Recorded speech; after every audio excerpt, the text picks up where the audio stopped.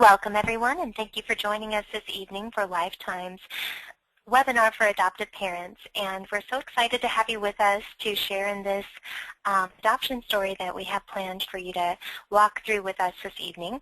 My name is Kim King, and I'm one of the adoptive family coordinators here. Co-hosting is Libby Murray as well. And just some preliminary things. If you are new to the webinar format and if you have joined us online, feel free to type in your questions in our questions box online. Or if you have access to your email and you're not in the online webinar format, feel free to email me directly, kim@lifetimeadoption.com, and I'm happy to incorporate your comments and feedback that you email me as well. For all other general questions and starting to get to know us, you can either email me or you can email adopt@lifetime.com if you don't already have a coordinator here at Lifetime. I know that we have a mixed audience tonight, so many of you already have your coordinator here and know how to reach her and everything. But if you're brand new, we'll get you situated and get you to a person that can start walking with you through, the next steps and meet you where you are in your phase of adoption, exploration, or planning. The very first step most families take with Lifetime is to fill out our free application on our website, which is at lifetimeadoption.com/apply. So if you have not done so, then feel free to do that tonight. It doesn't mean you're obligating yourselves to anything. It just means you're opening the door for communication, and we're able to learn a little more about what's going on with you and what you have in mind for your adoption and take the next step. So you can feel free to do that tonight, and then we will start processing new applications in the morning, and normally we provide a reply within, I'd say, 1 to 5 business days. Our question and answer line is always open at 1-800-923-6784, and I would say the best times to reach us are probably 8 to 5, Monday through Friday, Pacific time. And if you haven't already joined us on Facebook, I would encourage you to do that as well. If you have your browser open to Facebook, go ahead and click on over to facebook.com/open.adoption. That's facebook.com/open.adoption. And, follow our page and be involved in the adoption community we have going on with Facebook with birth moms and adoptive parents who are going through the process now and maybe have already adopted in the past. With that, Libby, I'll turn the air over to you. I'm just excited to have this sweet couple on tonight, and if any of you have been following along, this is our 4th webinar this month in honor of National Adoption Awareness Month, which falls every November, and I just think this is a sweet way to end on a high. What stands out to me about Harrison and Rebekah's adoption story is, there's probably a lot of similar aspects to it that maybe you've heard on other adoption stories, but the one thing that I love about every single adoption story is that, to me, it is encouragement, validation, and reassurance to everyone who's hoping to adopt a child or already making the steps to adopt a child, to know that if it happened for them, it's going to happen for you. And so I just love to hear their hearts for parenthood. Part of what sparked me in coordinating our webinar with them tonight was a very sweet email that we actually got from new dad Harrison, talking about just realizing, wow, I'm this baby girl's dad. And we also had the opportunity to meet this couple in person and to see a special video, which I'd love to start us off with tonight, just in case anyone hasn't seen it. And the connection might be a little choppy because of the webinar format, but I think it'll just kick us off really well, because what I really want for all of you in the audience, whether you're already waiting with Lifetime or if you're just now starting to think about maybe adoptions in my future, or if you're in the middle of researching, I know I want to adopt, but I'm finding the right help to do it, that the moment that sometimes you need to refocus on is when you meet your baby, that this adoption is going to happen if you keep doing what you can to get there, and you keep taking those steps and completing the necessary requirements and recommendations of the adoption professional you help. And so what I just love about tonight's story is that we can not only learn more about open adoption and just the various ways that can go and get these tips from these new parents' experience, but that we can also just be reminded that all of you in the audience share in common a dream of a child. and that in this sweet family story, hopefully you will hang up tonight just knowing that this moment's going to come for you too. So I want to take a brief moment just to welcome Harrison and Rebekah. Thank you both for being here tonight. Thank you for having us. Yeah, thank you for having us. And Faith, too. You could probably hear her in the background. Well, and that's inevitable because it's a little late time. And you're parents now, so you have to learn how to juggle the phone and the baby. Right. But I wanted to try and kick off here just with the video. Some people may have seen this. If you haven't yet seen it, you can check your email and get some of the audio.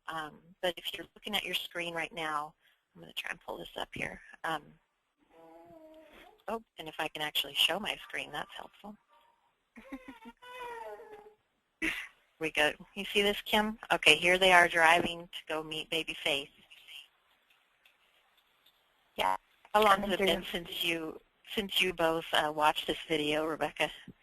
Well, we visited my grandma in Washington a couple weeks ago, and we showed them the video, so recently. Tell us what's going on in here. I love this because we you're were just waiting. Yeah, we were waiting, scared out of our minds, you know. You know, it was just that waiting period where you didn't know she was in labor, but didn't know when that was going to happen. This was, we found out she was just having her C-section and that she was going to be coming in any minute, so we were just waiting for her to come in that door. And we actually didn't know if Faith was a boy or a girl in this moment. Right, and we'll get to talk about that later, too. Oh, here she is. Here she is. She was a screamer. Kim and I love this part. We always get choked up. This is the part that gets me, when I can see the tears in your eyes.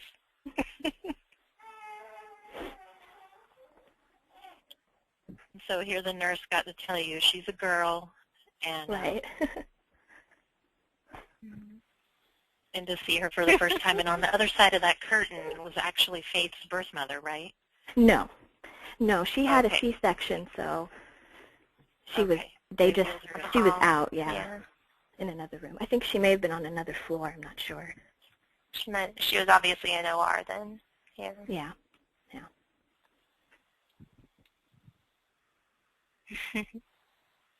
What I love about this too, yes, I love that this is a reminder too that, you know, adoption these days really gives a birth mother the opportunity to request that the adoptive parents be there for those first moments. Right. Yes. And so here you were talking about how big she was, I know, in the video. We got a really sweet comment, Kim. I was going to read this. It says, this is from one of our sweet Lifetime families. This video is very inspiring. What God has done for them, He will also do for us. That's what I got when I watched it. So, yeah. That's our hope. It's nice. So here she finally settled down. Stops crying. And getting to know her. Oh. Harrison, are you choked up here? Yeah, a little bit. That was such a crazy time. It was a culmination of so many months of waiting and all that. Yeah, it's pretty emotional to watch.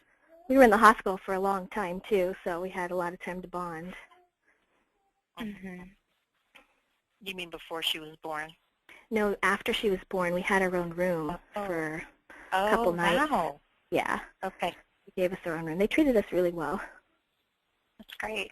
We're coming up on a couple of my favorite parts here because I know that another part of everyone's adoption dream is not only meeting their baby for the first time, but also getting to introduce their baby to the family that's also been awaiting them, like grandmas and aunties. And here we are. I'm guessing this is Rebekah's mother because it looks like you share cheeks. Nope, it's Harrison. No, it's mine. Oh, really? Okay. Yeah. And there's, that's my mom. I mean, you can't really see her, but yeah, it took about a 7-hour drive, and we got home, oh goodness, 10 o'clock at night. So we went to his parents' house, and then we went to my parents' house. I think we probably ended up getting in bed around 2 in the morning. It was a long day. Oh, wow. And you were fortunate enough because you live in California and your adoption happened in California, right? Yes. Yeah. These photos are really neat. I was actually listening to a webinar, and I don't remember who it was, but someone mentioned a website where photographers will do free photo shoots for people who are adopting. So I kind of tucked that away. Harrison, do you remember what the website was? Yeah, it's redthreadsessions.com. Oh, thanks, guys. Yeah, redthreadsessions.com. Yeah. Oh, yeah. So the families are it was all chiming in free. too. redthreadsessions.com. Yeah. Okay. Yeah, so it was all free. She did this all for free, so we did that before we came home. And they're just beautiful, and I know you have a few more of those that we're going to show in our slideshow tonight, too. So that sort of kicked us off there, jumping into that, because, you know, I do want, and I know that it's on your heart tonight, too, to just encourage people who are waiting or who just feel like, is this ever going to happen, whether you've already started adoption or, you know, wherever you're at in your journey to parenthood, that I know part of your desire in your heart is to make sure these people also just hang in there and keep going. But I want to first start off just talking about, you know, you talked earlier with me, Rebekah, about your call to adoption. And what I think is great about your story is that you didn't have a traditional start like we hear a lot of times in webinars where it's, you know, infertility that brought you to adoption. It was really a desire on both of your hearts separately, right? Yeah, when I first got married, I didn't think I even wanted children. And then just little by little, I started getting that desire, oh, maybe, you know, maybe I do want a baby. But what was different was adoption kept popping into my mind, and our family doesn't really have history in adoption, so it kind of came out of the blue. And it just little things would pop into my mind. And Harrison was at work, and I was in our apartment, and I was watching a music video by Stephen Curtis Chapman called When Love Takes You In, and because they did adoption, they did international, but I saw that video, and I've seen it before, but there was something about it this time that it just hit me. God was, you know, saying, you know, adoption is the way to go. But the thing is, I never talked to Harrison about it, so I thought it was going to, you know, come out of left field. So he came home from work, and I told him, and he goes, I was thinking the same thing. So I was like, okay, I guess that's a sign, and then that's when we decided to start our family through adoption first off. So, and hopefully more times. Had you heard of not of Lifetime, but had you heard of open adoption when you got the inkling to adopt? Yeah, we heard of both, but we didn't realize that open adoption was so prevalent until we came to Lifetime. And listening to webinars and, you know, talking with coordinators, I started to learn more and more about it. So, yeah. Right. And so for both of you, you know, we get to hear a lot of times on webinars, and I was sharing this with Rebekah earlier today, a lot of times the webinar adoption stories that we present, you know, I'm not having to beg a lot of people. A lot of adoptive parents come to us and say, can we share? I even have birth mothers sometimes that reach out and say, can I share my story? And a lot of times the people the most comfortable with sharing their story on a webinar are the people with very open adoptions. And we know at Lifetime that that's not always the case. Open adoption essentially means you know where your baby came from, and that mother of your baby knows where that baby's going, where her child is going to be raised.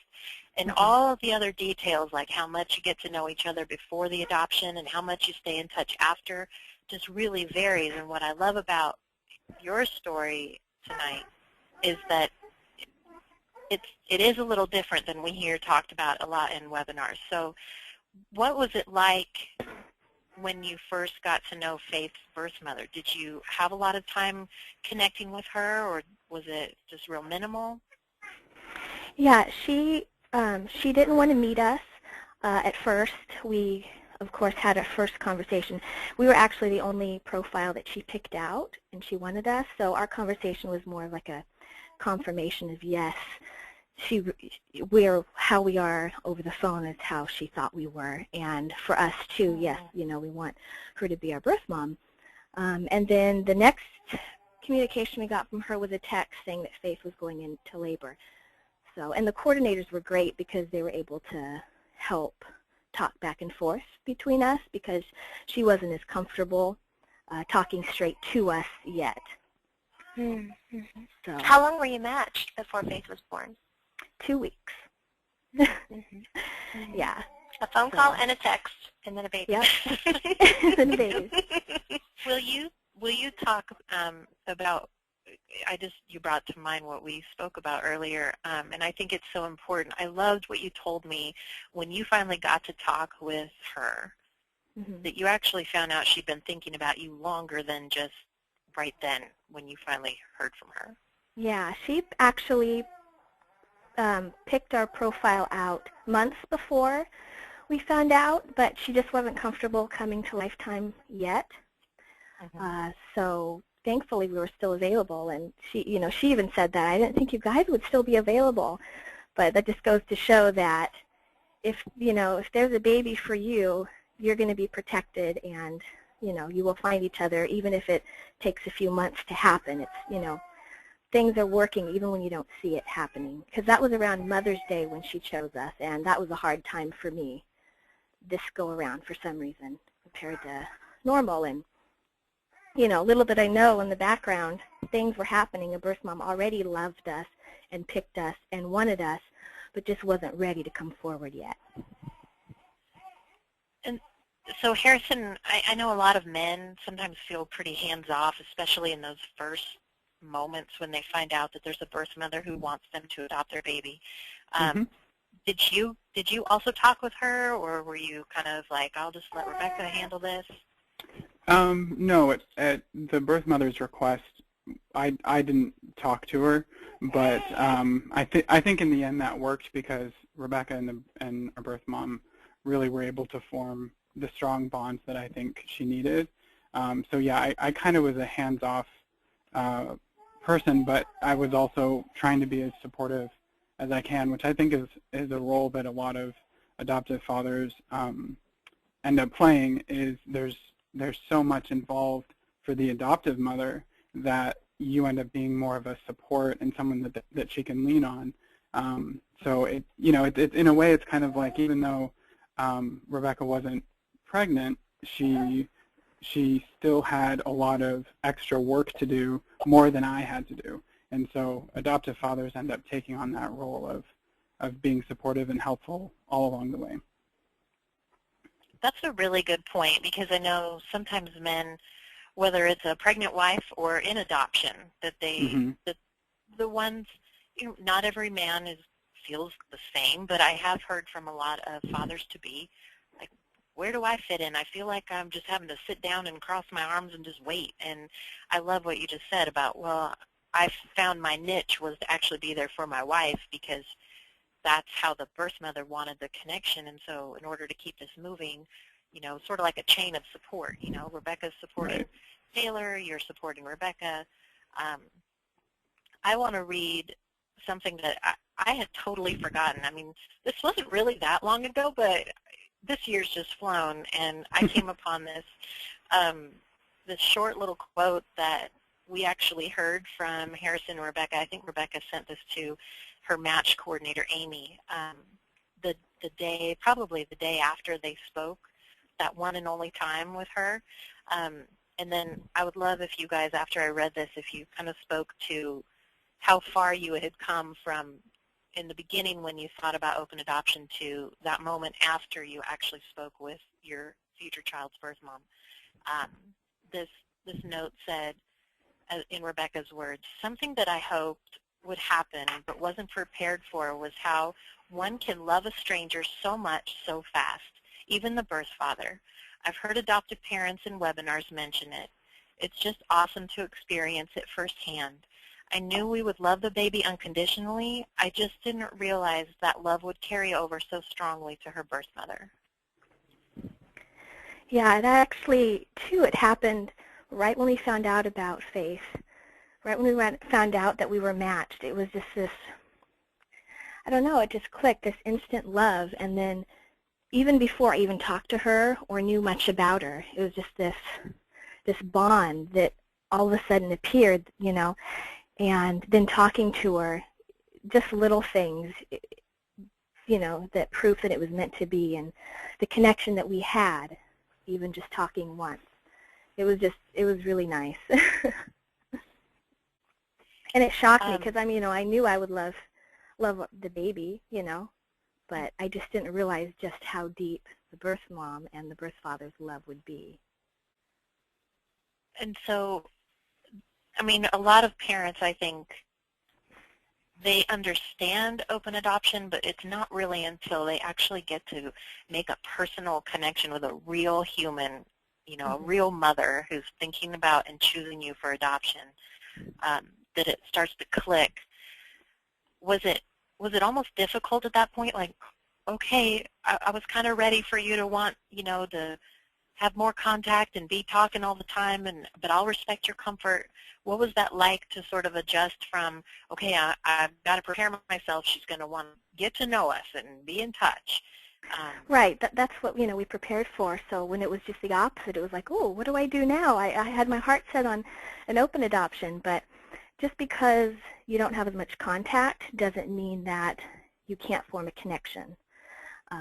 If you're open with your birth mother and you tell her exactly how you feel and are thinking about her needs instead of your own, it helps form that bond. Even if you're not going to be talking all the time, there's still that spiritual, emotional bond that you share with them. Yeah, that's an interesting observation. So here I was going to bring up a picture of when you actually got to visit the office, and here you are with Amy, who helped you get to know Taylor. Yes. And it's always such a gift for us when we get to meet the people that we talk to on the phone, and especially when we get to see them with their babies. And so I know that this was very special for Amy to actually get that opportunity. And it wasn't so hard for you because you actually, I mean, it's a few hours, but you live nearby. Oh, yeah, only a couple hours. Yeah, it was a fun day trip. We were really excited and, you know, cherish the pictures forever. I know Faith will, too. So you had talked earlier about how you didn't know that she was going to be a girl. And so that moment was even more powerful. Yes. You know, a lot of birth mothers do know what they're carrying, but can we talk a little bit about how you really had to go along with her comfort and how she wanted things to go, and what that's like to not push her, you know, well, can you find out for us even if you don't know, or right. I mean, it's scary. A lot of people wonder.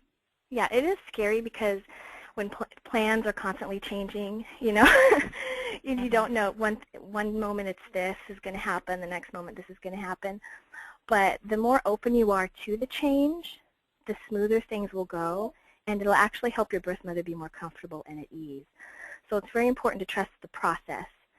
You know, I think that's vital to a successful adoption. And just kind of go with the flow, you know, whatever happens, happens, you know. What's important when you're there is to support your birth mom, and whatever she's comfortable, you need to be comfortable with, and that'll help the adoption go smoother. And not only that, but it'll help your bond with the birth family, because she will understand how much you love her and care for her, not just because she is placing her child with you, but because you love her personally as a human being. Oh, I love that. So you talked about the flexibility, and what we're going to get into too is because in those hospital moments you had prepared for one scenario, and then things ended up changing. But I want to back up a little to the point you made about how she had been thinking about you. She saw your profile long before she ever reached out. Did she talk to you about what she liked about your family and what you had to offer her baby? Like, what stood out? Yeah, she liked that Harrison and I were creative and were into art, because she also likes to draw, and her parents love that about us too. So it was the creativity and the love of art that we shared together that I think was one of the biggest attractions.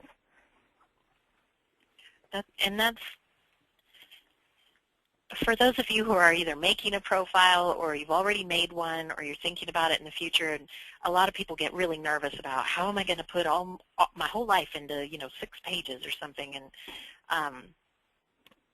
that it's those little things that come out that you don't necessarily have to just over embellish or over highlight your life, that they were just honest about who they were, and she noticed it, and that's what clicked with her. And the I other love thing when was she told you that she was she goes, surprised that you were still waiting too, because that right. says a lot about birth mothers. Yeah. She liked my bangs too. That was it. Yes. I thought that was That's funny. Cute. Was she a real young woman, or was she already raising children? In her 20s, yeah. Okay. She was young, yeah. And so then when you were coordinating in those couple weeks that you were matched with her, and you're leading up to, we're going to travel, did you know, was there a set day that she was going to be induced, or did you just wait for the call, yes, I'm in labor, and then you got in the car and drove? What was that plan? When I talked to our birth mom for the first time, we kind of went over that. I was going to drive down and stay with friends and just be on call, and then Harrison was going to fly in on her due date, and then we were just going to stay as long as we needed to. But it actually ended up perfect because she was born the day after her due date. So right when Harrison flew in, we got to the hotel the next morning, we got the text from our birth mom, I'm in labor. So it kind of all happened really fast. So how long, you talked in that video about how you had actually waited a while. I mean, how long were you actually in the hospital awaiting her birth? She was in labor for about 30 hours, and then they ended up having to do a last-minute C-section. So because of that, so I would say, let's see, maybe a day and a half we waited around in the hospital, and then after she was born, because of C-section complications, we had to stay for, let's see, she was born on a Saturday and she was discharged on a Monday. So we had the whole weekend in the hospital in the room. So at the hospital total would be about 4 days. Wow, okay. Yeah. And so I know, a lot of families would be tempted to say, well, it's not me in labor, like, let's just come back when it's closer to time. Did Taylor actually want to know that you were there? How did you arrange, okay, how long do we hang out? How was that plan coming together? Well, we didn't really arrange it with her. I don't know, there's something in me that couldn't leave. I had to be there just in case something happened. And I wanted her to know, she didn't ask us to be there, but I wanted her to know that we're not just here for the baby, we're here for her too. Even if we don't have contact, I'm still physically there for her. So if she does change her mind, or if she does want to see me, she can. And, we're always available for her if she changes her mind. And, it kind of sets the precedent for the future too, because it shows that she may not want contact now, or maybe she wants it, once a year, but we're open to change, and that anything that she's comfortable with, we will do. So.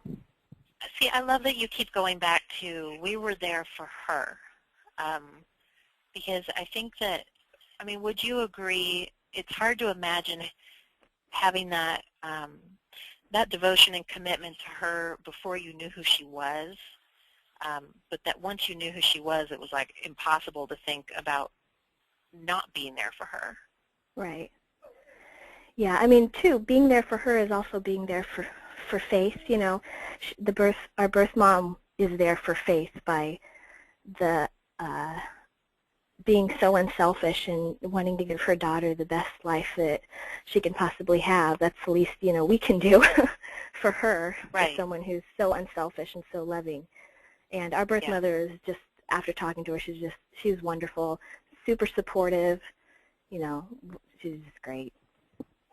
So then you talked about staying flexible, and I'm going to bring up another photo here because I just love this one of you kissing little Faith's cheek. and everyone can see the famed bangs that got you noticed.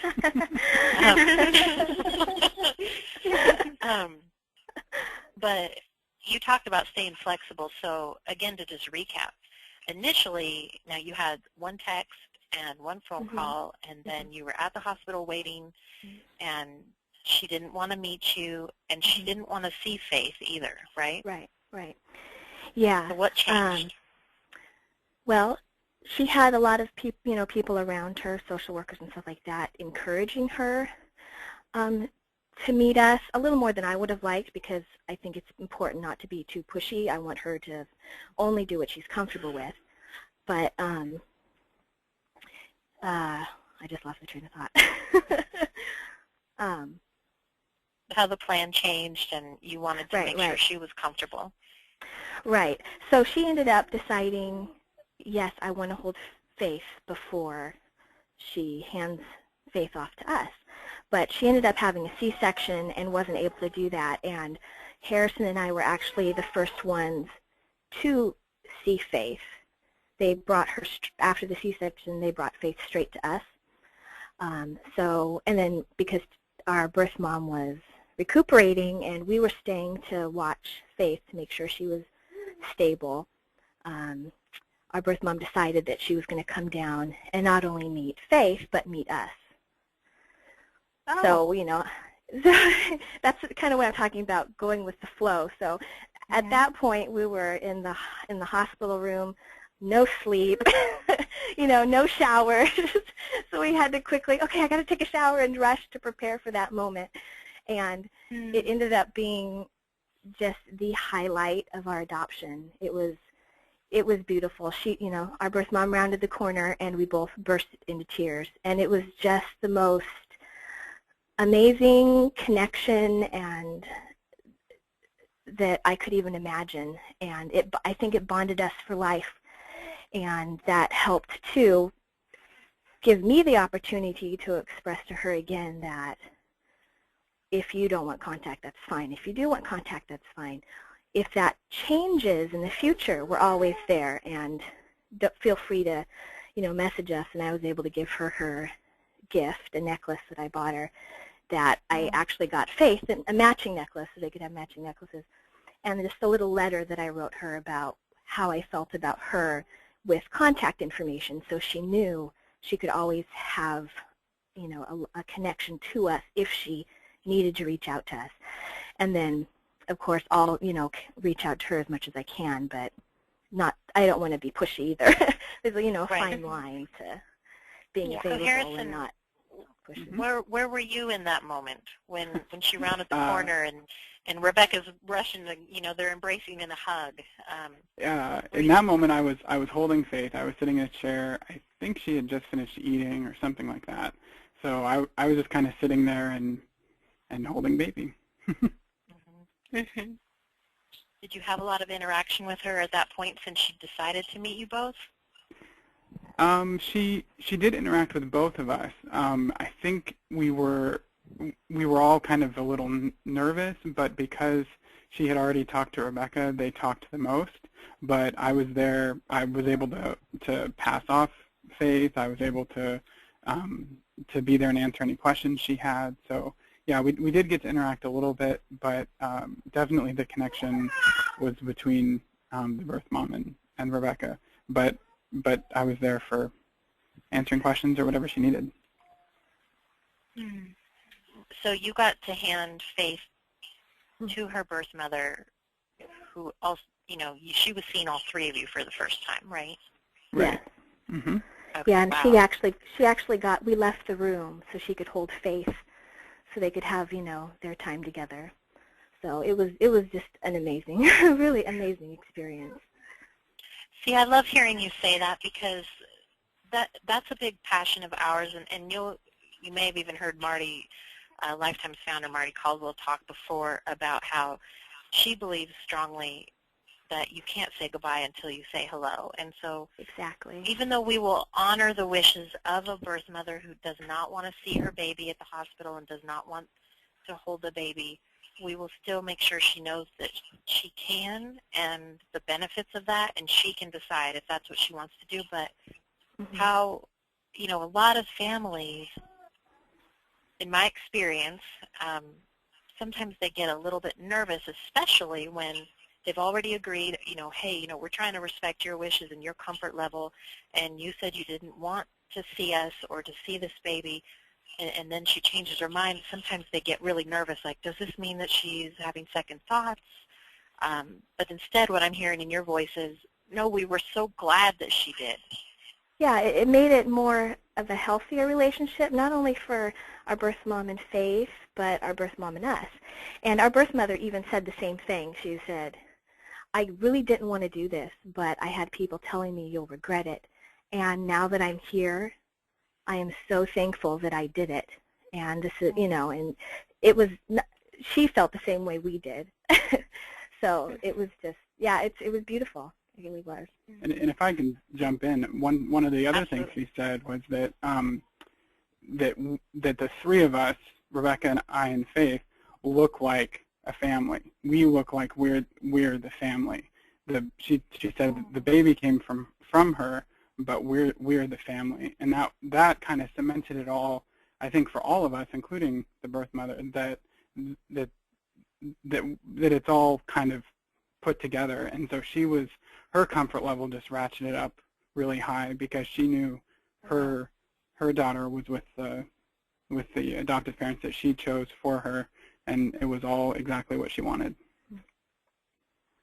Yes, we talk a lot with families about, especially when we're first getting to know families, getting to understand how they feel about open adoption and helping them to make informed decisions. And one of the questions is, most birth moms would like to be able to see you with the baby or meet you face-to-face when the adoption takes place. Is that going to be something that you're comfortable with, and could you be birth mom-led, whether she wants to or not? And I love the way you worded that, that it cemented it for her, because that's oftentimes what we're trying to communicate, is that it does something for the birth mom if she's chosen to meet you face-to-face. I think it's like after all she's been through, these months of thinking about you guys, the weeks of being matched with you, the 30 hours of labor, she wanted to see it all come to fruition. I just love that. Yeah, it was wonderful because we weren't expecting it, and while it was scary because plans are changing last minute, it was something we always wanted. And I think that the openness that we were with her and the willingness to do everything within her comfort level was what helped her come to the point where she felt comfortable being with us, because she knew we weren't going to judge her, we weren't going to push her into anything that she felt uncomfortable with. So that helped with her comfort level too, to kind of change the direction of how things were going. Well, and I love, Rebekah, you made a quote earlier that I think I'm going to actually have to put on my wall somewhere, but, whether it came to before you knew about Faith's birth mother and you were just waiting to hear about a turn in your adoption weight, or when it was, now we're waiting for this baby to come, and then it was, now we're waiting at the hospital, and all these nerves. Even we were talking about how nervous you were just to have that first phone call with her. Yes. And then certainly when she rounds the corner and she meets you for the first time, you said something, and I just want to put it back out there because I think it's so valuable to just keep perspective in this way. But you made a comment earlier to me that said, sometimes God doesn't give you something until you need it. What does that mean to you? Well, I'm not a phone person. I get like extremely scared, talking on the phone. So leading up to talking to our birth mom, I was so sick. I thought I was just going to throw up. But after it was over, it was like, why was I so nervous? That was so smooth. And it just made me think that sometimes before I was so afraid, we weren't in that position. So we didn't need that strength yet. So you just kind of sit back and not overthink it, and just think, when we're in that situation, God put us there. He's going to get us through it. He's going to give us the right words to say. We don't need to worry, and that He will give us that courage, that moment that we need it. And He definitely did that for me. And afterwards, it was like, why was I so nervous? It turned out wonderful. What about for you, Harrison? Were there moments, I think a lot of adoptive dads sometimes feel like they're almost expected to not really care about the weight or the anxiety or the hopes or the longing. Were there moments when maybe Rebekah had to comfort you, like, hey, our baby's coming, or, this is the way it's supposed to go? What was that like for you? How did you stay encouraged during the process that you were moving through? Sure. So both of us are really, I don't know, big planners. We like to plan things out, have set steps, and linearly go from point A to point B. And so because we're both like that, we like you said, there were times when I would be saying, okay, this is the plan, or this is what we think is going to happen, and Rebekah would graciously remind me that it's God's plan, and we kind of go along for the ride at this point. And I think too, this is kind of where adoptive fathers can really shine, because there's so much that you can't really plan for. The sooner that you accept that, the better, because there's going to be so many points along the journey where the adoptive mother is going to be, pressed into service, called into action to do something, whether it's a phone call or meeting the birth mother or filling out some weird paperwork or something, and she's going to need that encouragement, and you've got to be comfortable with well, this is the hand we're dealt, we just have to roll with it. And being that encouragement, like Rebekah was talking about with the phone call, before that time frame, I was encouraging her, you're fine, this is going to be okay, you'll work through it. And ultimately it was God who gave her the confidence and the strength to get through it, but being that sort of encourager to help her along was really important. And I think adoptive fathers, that's one of their greatest roles in this whole process, is helping things along and being okay with rolling with the punches, not being the planner, just going along. Right. I love that you got to speak to that, because I do think that even if the men aren't listening necessarily tonight to that their wives maybe need to just hear that, because one thing, and this is a little bit off topic, but probably the same, I have a good friend that constantly is reminding me, it drives her crazy when women expect men to act like their girlfriends, and you're actually telling the women, hey, we have a different shift, we have a different way of processing this, but we're still behind you and we're still in it as much as you, even if our response is a little different. So that was very valuable advice. I appreciate that. You could share that. We had a question here I wanted to back up.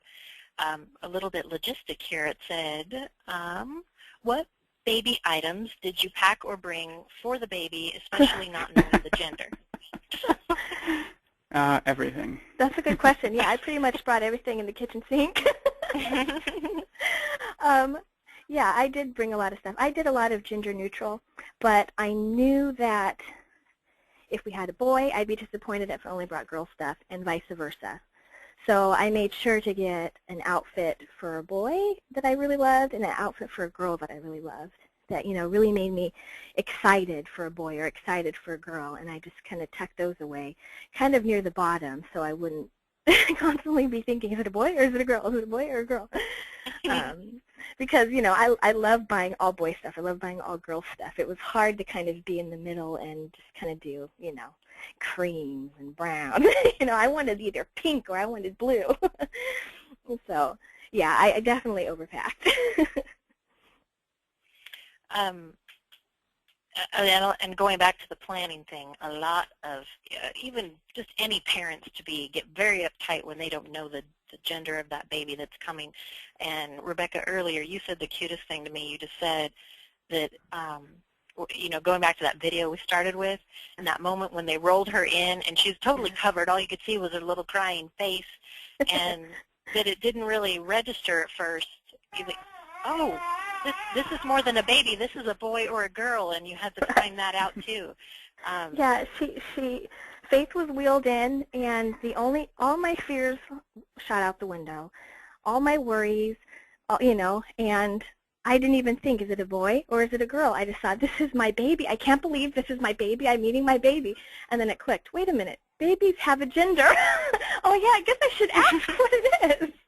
And then in the video, that's when I said, is it a boy or is it a girl? Because I just totally, it wasn't even thinking along that lines. I was just thinking, baby, mine, So, I mean, I'm so excited that we had a girl. It was really a special moment to hear those words. I was like, yes, I can bring out my pink bows. I think that it's probably true for any mom or dad, especially any maybe first-time mom or dad, that whether you give birth biologically or you adopt that baby, mom and dad usually have different moments when they realize, I'm a parent. And Rebekah, for you, it sounds like it happened pretty early, but Harrison, I know the very sweet email that you sent me through Facebook, a little over a month ago, I think we started planning all of this. It was more, I mean, you'd already had her for a few months, and then it sort of resonated. This little girl counts on me. Yeah, what was that like for you to come to that?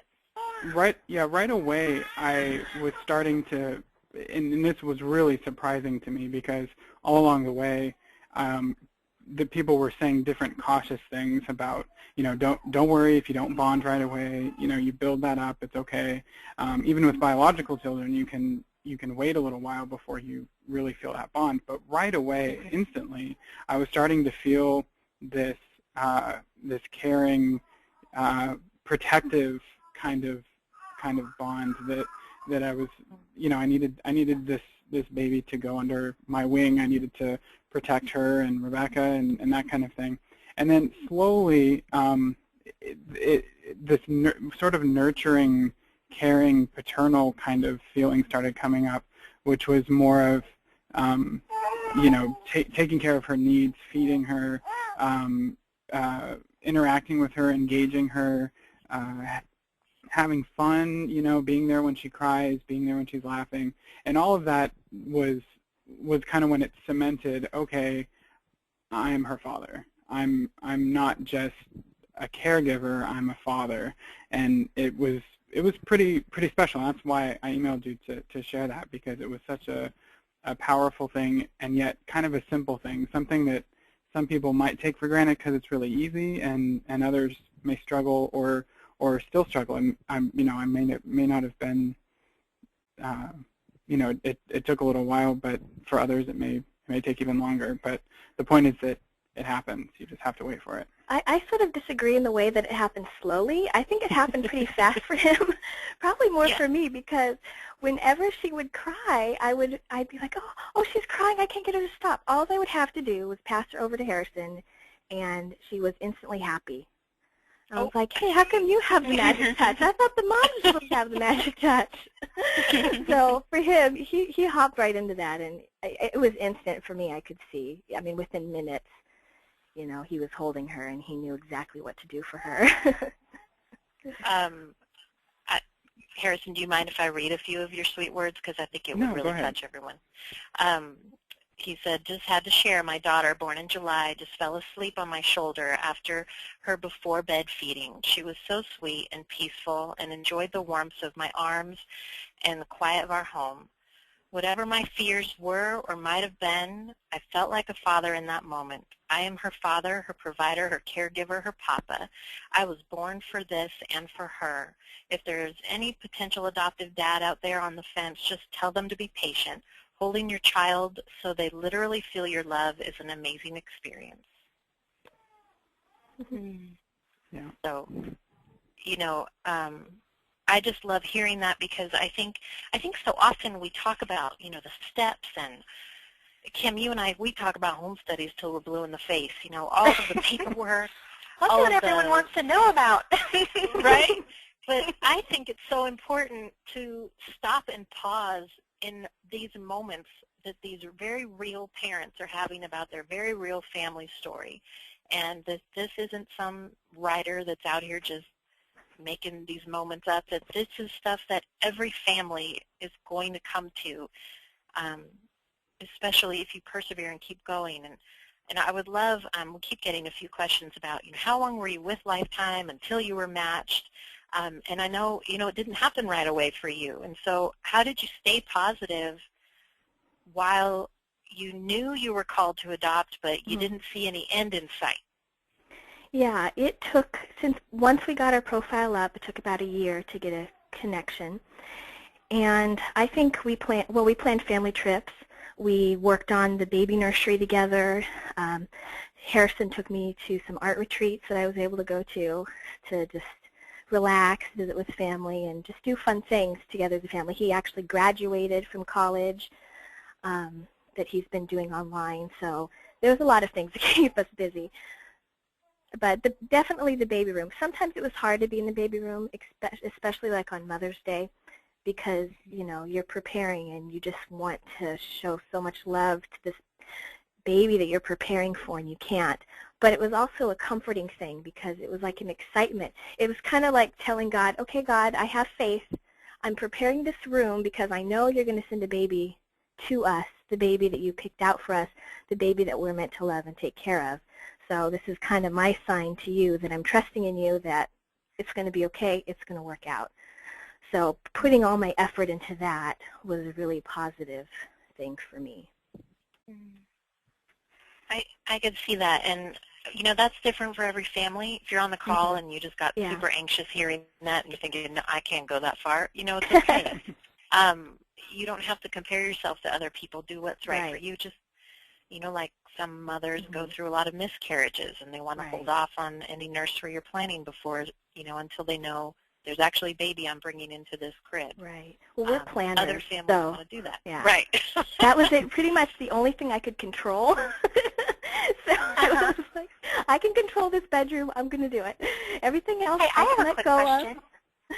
Yeah. So probably people, most people who are on the call tonight don't know the gender of their baby yet, and you didn't either. And so how did you go about creating a design you could throw yourself into not knowing the gender yet? I picked my favorite color, and thankfully it was somewhat gender neutral. I picked aqua because there's a lot of baby clothes girl clothes that have aqua in it, and boy clothes that have aqua in it. And I decided if it was a girl, I'd add pink. If it was a boy, I'd add some green. Good idea. So it could be kind of neutral as I'm planning, but then the last minute touches could be more boy or more girl.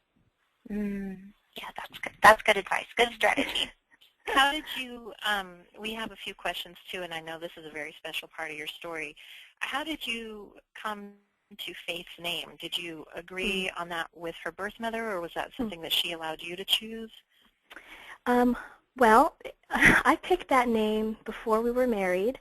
I was working, and there was this little blonde girl, and her mom said, "Come here, Faith, come here, Faith." And I thought, that is the cutest name I have ever heard. And I thought, oh, I might use that. Thankfully, Harrison ended up liking it. But our birth mother was really wonderful. She asked in our first conversation, what do you want to name the baby? And I told her both options for boy or girl, and she loved it. And she was actually really wonderful on the birth certificate. She put our last name and wrote it exactly how we wanted her name to be. So our birth mother was very considerate, very caring, and was just very supportive of us and of Faith. So, yeah. That was actually one of my biggest fears, too, because we picked the name out, both names, boy and girl, so long before the adoption, and when we prayed for them, we prayed by their names because we knew it was either going to be Faith or it was going to be an Ethan. So that's kind of how we were able to create a connection. So, I just trusted that, God knew our hearts and that he would send the birth mom who would understand that. And to, be upfront with her. That's the important thing. Even if you disagree a little, you need to be open and upfront so she knows exactly, who you are. And if she doesn't like it and she's uncomfortable with it, she'll, and she doesn't choose you, it's okay. God's not gonna let the baby that he's meant for you escape. So. Right. So, oh no, did it just slip out of my head? I was just thinking about, we have, the holidays coming, and I mean, you two obviously waited through holidays, Mother's Days, probably anniversaries and birthdays. So a lot of people get really nervous and anxious about how do I go and hang out with my loved ones who sometimes say ignorant things that they don't really mean to hurt me, but I go home crying. Right. What would you say to those people who are just almost dreading holiday times with loved ones because they just are tired of talking about their adoption or explaining it to people who don't understand? Right. Did you have something, Harrison? Yeah, I think one of the biggest things for us was just some of the training, I guess, that we did through our home study process and everything exposed us to some of the things that people would say, and some of the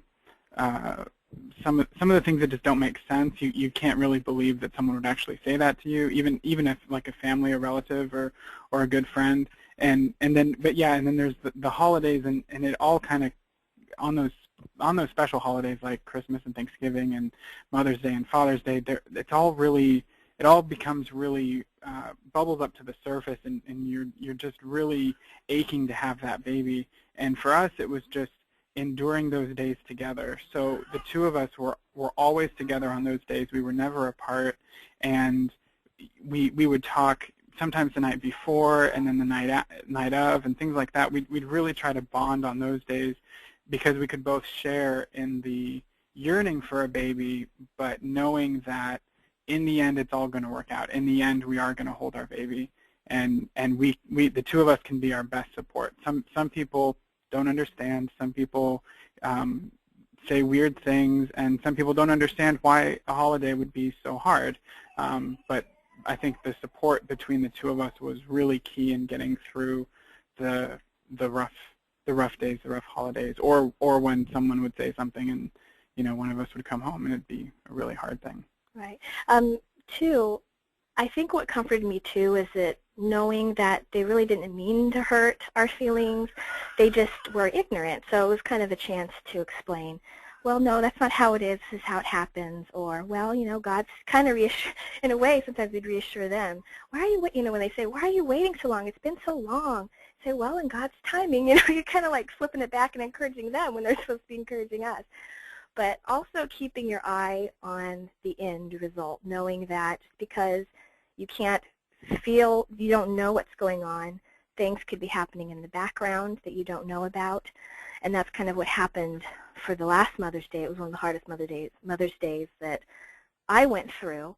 And little did I know that God was actually working. That's when our birth mother was starting to do paperwork and contact Lifetime and do all of that, the doctor stuff and everything. And, we didn't know. I was sad and depressed, but our baby was being formed in our birth mother's womb, and we didn't even know. And that was just encouraging to me to know it is going to happen. Something could be happening now. We just don't know about it, and that's why it's so important to pray, So. Well, and I just love, just for me, because I see it happening, Kim, you see it happening, all of us at Lifetime, we know this to be true, but it's so hard to really put it out there until you hear stories like this. But to know that all the while that you were moving through some hard moments, or just even like, let's just keep praying, we don't know, Right. Ethan or Faith is coming into this home, and we're going to pray over this nursery, and we're just going to stay ready. For a long time, there was this woman that had no name to you, but that very much knew your names. And she looked at you, and you didn't know yet. She hadn't gotten the nerve to call yet, and that's such an insight to really think on, is what could be going on right now. And I just think it's hopeless, or I'm discouraged, but there is so much activity actually happening, I just can't even tell, and one day you're just going to get a call and everything's going to change in 2 weeks. That's kind of why what Harrison was talking about, sometimes your brain doesn't really tell your stomach You know, you can think logically, think, I know this is what's going to happen. I know that all this stuff, that there's a plan and all of this stuff. But it's not communicating to my stomach, you know. And that's kind of what Harrison was talking about, is that's why you need each other, to talk to each other and to tell each other what you're going through and help each other, you know, help comfort each other. Like there was one Mother's Day that of course, every Mother's Day was difficult. The last one was the worst. But the one before that was of course, hard too. And Harrison said, what do you want to do to make you feel better? I thought, you know what? I really want to get this nursery as ready as we can because I don't want to get a drop in the lap and not be prepared. So we spent that Sunday afternoon on Mother's Day. We got a fun drink. We went into the baby room and we made plans of all of the stuff we need to finish, all of the stuff we're excited about, and we just kind of spent that time together kind of dreaming about what we knew would happen, but that wasn't here yet. Mm-hmm.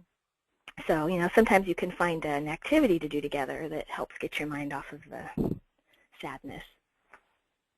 Well, and going back, I mean, you both spoke about how you also made use of the time. Like, we're not parents yet. Let's do some things. And yeah, let's have some fun. Right. I mean, and I would say if you're a planner by nature, because I know there are a lot of adoptive parents we work with that are probably in the audience even tonight and thinking, yeah, that's me. I don't know how to not plan. I have to organize everything.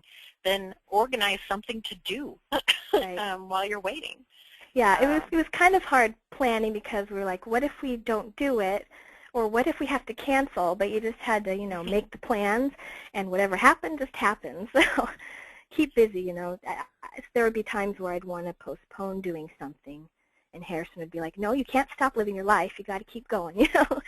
So there's that support again. Yeah. So this photo that we have up, I actually stole from your Facebook because it's your most recent photo. Yes. And that now that you moved through this match with Faith's birth mother, who initially didn't really want a lot of connection, she didn't really want to stay in touch, what's it like for you now since that moment that she decided, yeah, I would like to meet you? How's your relationship now? What does it look like for you? Well, when we were leaving, you know, I made sure to text her that we were leaving, and she sent us some just beautiful, loving texts. It was just amazing that for how little we've met, the loving things that she felt comfortable saying to us, and it really meant so much to us. And it is so soon after Faith is born, so I'm trying to be careful to not bombard her, you know, because if I could, I'd share all sorts of pictures, but I don't want to push her away either, but I want her to feel included. So because they have her text number, I'll just say, hey, you know, I have a picture of Faith. Would you like to see it? And then I ended up emailing it to her. So hopefully that's kind of how our relationship will be. And then in the future, if she wants to meet up with us, you know, we're okay with that. Mm-hmm. So, yeah. So you haven't spoken on the phone. It's just mostly texting or emailing a couple things periodically. Yeah. And I think that's such good advice because I do get a lot of questions because there's a couple ways this can go. Sometimes a birth mother may say, I don't want a lot of contact like in your story, and then they do warm up to having a little bit more, and so you don't want to push her too far. You don't want to just overcome that. The other side of this is sometimes families, their child has a birth mother who initially wanted to have very open relationship going, but then decides this is a little hard for me, I need some space, or I'll tell you when I'm ready. And both sides, I usually hear the same thing like you said. I just have to hold myself back because if it were up to me, I want to share. And I think that probably surprises most adoptive parents is that they actually have to restrain themselves because they want to share. It's not a chore for you to show her how cute your daughter is growing and how well you're all doing. Yeah. But that it's about respecting where she's at and just letting her know gently, hey, we're here. If you want to hear from us, we'd be glad to, you know, whatever you're comfortable with. And that's honestly what I always go into with birth mothers is when we're talking to them and educating them about open adoption, we will say the adoptive parents are ready for an open adoption, but they're not going to push you if you're not comfortable with that. They will honor what you're comfortable with. And that's a comfort to them, just to know that you're even just open to that. Mm-hmm. Yeah. Yeah, and even if you don't get that openness that you want, if you respect their wishes and you keep it positive, who knows what the future may hold. And even if it's, years down the line, it still made it a positive experience, and that is good for your child in the end if they do decide, meeting in the future after maybe Faith has grown up. You can never really lose hope. Just because you're not having that open relationship now doesn't mean it won't happen. Sometimes it takes a lot of time, and that's why praying for your birth mom every day, for as long as you're alive, and respecting her wishes, that'll speak volumes for the future. Mm-hmm. Well, we have a lot of very favorable feedback coming in tonight, and so I'm just so grateful to both of you, Harrison and Rebekah, for just sharing so candidly and openly and allowing us to share some of your very, very sweet, heartfelt comments. But more so, the feedback we're getting is, very encouraging. They also think your daughter is beautiful. Thank you. So do we. Which I'm sure you know. Is there anything that either of you or both of you want to say before we wrap up tonight? Anything additional? You don't have to if it's not coming to mind. You've shared quite a lot. After we hang up, it'll probably pop in my head. Right. Well, I would just say that I guess really my thoughts after becoming a father are always to encourage the adoptive fathers, because it was such a long wait for us, and because adoptive fathers in most cases probably take a back seat to a lot of the things that go on. My encouragement would just be stay in there, stick in there, be the support, be the encourager, learn more about your wife in this, because from the beginning when we first talked about adoption to today, I've seen Rebekah grow immensely, and it's really exciting to watch, but it's also really heartening to see her grow into a mother. And I know that she's watching me grow into a father as well, but that's kind of what the adoptive father gets to do, is sit back, yes, but be active, be engaged, be there, be helpful, because it's so important to not let any, the birth mother or the adoptive mother feel like they're alone in this. Mm-hmm. They need to be supported. So. Thank you for that. Yeah, what I would say is just to reach out to your birth mother. Don't expect things from her, but just show her love. Like we were able to give our birth mother flowers, and she wasn't expecting that. You never know why your birth mother doesn't want contact, maybe, or if she even has a support system, or she does have a support system. Sometimes you can't know those things. So the love that you show her could, maybe the only support she has. And sometimes you don't even know that, especially if they don't want a lot of communication. There's just no telling. So just show your birth mother love. Would be my advice. No, be considerate of her needs. So wise.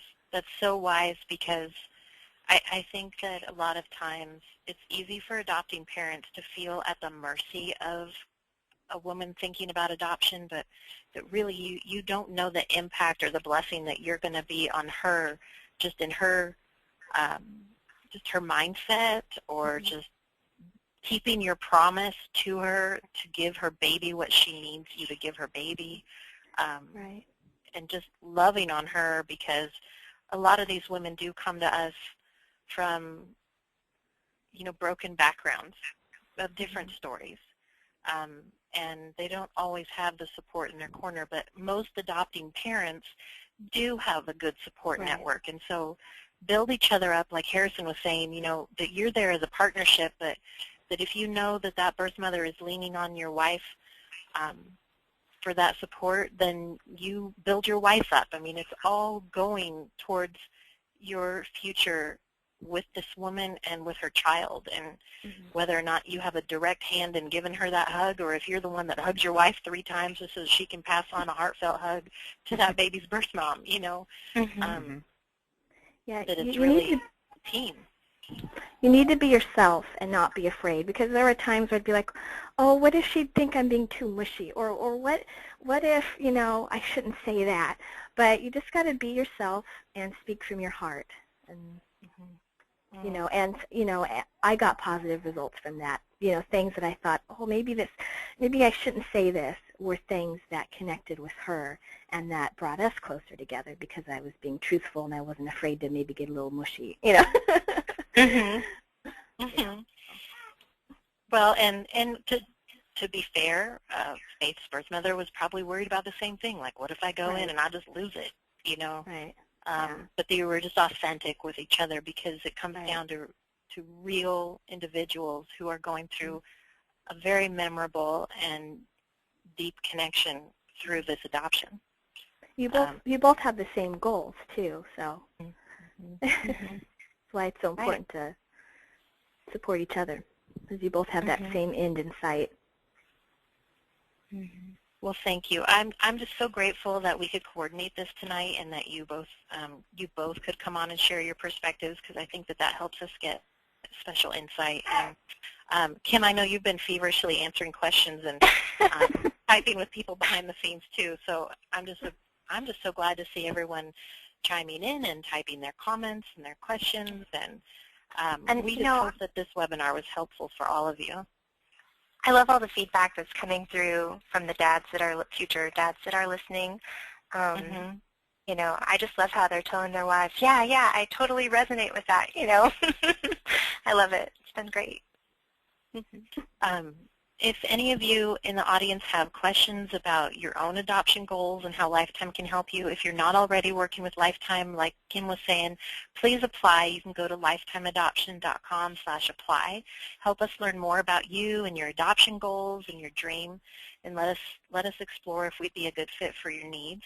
And if you're already working with Lifetime, just reach out to your coordinator. Let her know the question that's on your mind, or if you need to follow up with something that you need clarity on, or just want to make sure that you're up to speed. It's okay to connect with us and make sure that you are on the same page as we are, because whether you're only considering Lifetime or you're already part of Lifetime's family of families, one of the greatest tools is just that we want to make sure you're as informed as possible and educated and prepared, so that you can keep moving forward, so that you can reach the moment that we got to hear about and see in tonight's webinar, where you're going to become parents to this child that every day you're moving closer to. So keep in touch. Let us know any questions. I would love to hear any feedback too, so you can always write to me, Libby@lifetimeadoption.com, or give us a call if you want to explore how Lifetime can help you with your own adoption, 1-800-923-6784. So Harrison and Rebekah, thank you so much. The praise continues to pour in. You were very encouraging, very positive tonight, and very helpful. So thank you to everyone who made time to join us for our late night webinar, and we will meet with you again soon.